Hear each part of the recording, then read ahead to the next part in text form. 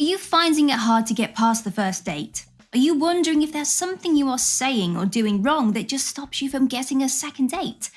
Maybe there's a gesture that you make that really puts women off and you have no idea what it is. Well, we've got you covered. We've done some digging, some investigating, shall we say, and discovered a few things you avoid doing and talking about when you start dating. Interested? Good. Let's get into it. Like and subscribe. Too personal.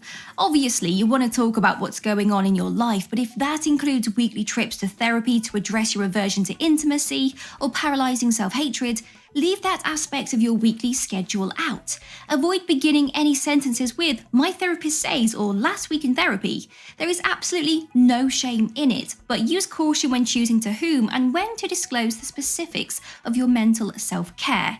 It's also acceptable to keep some things a mystery. Remember, this is a first date. Nobody needs to know the tiniest details about you too soon.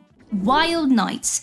Everybody has funny stories that they would love to share on a first date. Stories that show a woman just how fun you are to be around. Stories of wild parties are frequently you had to be their events, particularly if they result in police involvement or momentarily memory loss. Additionally, you don't want your date to have an immediate mental picture of you forcing a friend to carry a blow-up doll or don a veil covered in condoms.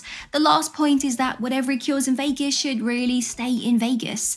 Don't go breaking that unbreakable rule. It's important to remember that during this stage, you're getting to know her boundaries and she is getting to know yours. You might be a wild animal on a night out and she may not like to drink alcohol at all. Some stories could scare her off before you've had a chance to show her the other parts of you, so be careful with what you share. Jesus.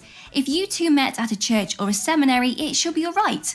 Otherwise, however, refrain from discussing yours, asking about theirs, or criticizing anyone else's religion because you never know what the other person has gone through.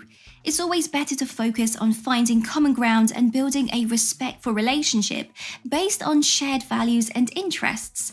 Remember that diversity is what makes our world beautiful and interesting. So, let's celebrate it instead of creating unnecessary conflicts. Your job. Your job is probably boring unless you are maybe someone that goes to space. Don't discuss the specifics of your workplace, your co-workers, or your boss. Save all of that boring work-related information for your friends. And be cautious when asking about theirs. They most likely don't want to talk about or explain their work if they hate it or if it's complicated. It's okay to ask about it or be asked about it, but my advice would be to give a brief overview and then move on to something outside of the 9 to 5. Instead, try to find common interests or hobbies that you both enjoy and talk about them. This can help build a stronger connection and makes the conversation much more enjoyable for both parties. Kids. Children and their potential importance to you have been a topic of conversation for many dates past the first, unless you already have some, in which case disclosure of their existence is necessary. Now, this includes viewpoints on the methods of child rearing used by others, vaccinations, and circumcision. It's a subject with a ton of opportunity to disappoint or offend your date. Leave it out entirely. It's best to focus on getting to know your date as an individual and building a connection based on shared interests and values. Once you have established a strong rapport, you can gradually introduce more personal topics like family and children. The news. Nothing ruins a mood more quickly than discussing a recent violent crime in the area that you saw on the news. It is important to be aware of the news and to stay informed, but it's also important to take breaks from it and focus on positive things in life to maintain a healthy mindset. The topic you choose might cause your date to start looking for the nearest exit if they already think you are a little shaky.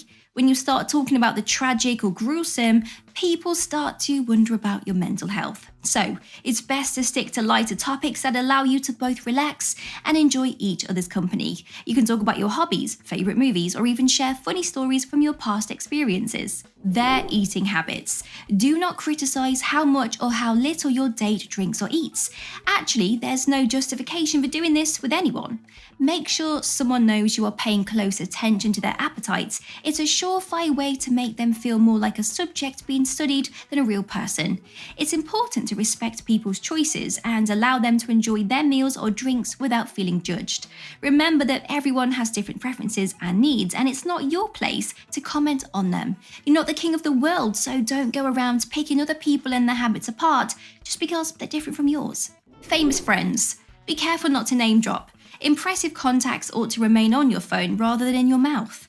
Insecurity and the impression that you are less interesting than the famous people you may know are communicated when you actually go out of your way to bring them up.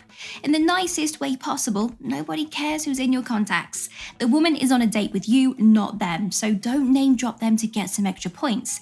And if it did get you some extra points, would you want to date somebody who is only interested because of the friends and connections that you have? The server. Again, you're not the king of the world, so don't criticize other people in their job roles to make yourself look or feel better. Any service provider you might meet on a first date falls under this category. Rudeness towards servers is a huge red flag and it's very difficult to overcome. The same holds true for leaving small tips. In particular, women observe and evaluate a date's character based on how he treats and compensates servers. Therefore, it is important to treat service providers with respect and kindness, not only because it is the right thing to do, but also because it can impact how they perceive you. Remember that small gestures of appreciation, such as leaving a generous tip, can go a long way in making a good impression. Body hair. Regarding a partner's personal grooming, it's acceptable to have preferences. Going off on physical specifics you don't yet have first-hand knowledge of is not acceptable. Wait until you've decided whether or not you'd like the opportunity to see this person naked before describing how hairy legs are dirty or shaved chests are childish. It's important to be respectful and open-minded when it comes to personal grooming preferences. Ultimately, it's up to the individual to decide how they want to present themselves, and it's important to accept and appreciate them for who they are. Your sex drought. Especially if it just occurred or if it has been a very, very long time, discussing a protracted dry spell is depressing and will lead your date to suspect that you might not be very good at sex. Disclosing recent sexual experiences is giving out more information than necessary. If part of your date objective is to find a new person with whom you might one day have sex, discussing your past relationships with other people is irrelevant to the date you are currently on. Instead, focus on getting to know your date and finding common interests. It's important to establish a connection based on mutual attraction and shared values before diving into intimate details about your sexual history. Negativity. Complaining together about the loud jerk in the bar next to you, the strange cab driver, or the song you both detest can strengthen relationships. However, if you're constantly whining about your place of employment, your neighbours and your friends, then you are just a downer. Listening to a close acquaintance air their grievances is never entertaining or enjoyable.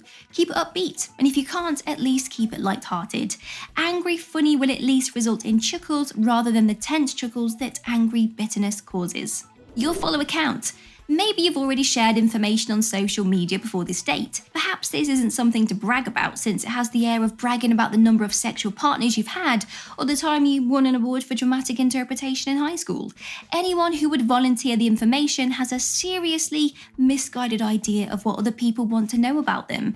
Now, I know social media is a big deal in today's world, but it's not the end-all and be-all of the world either.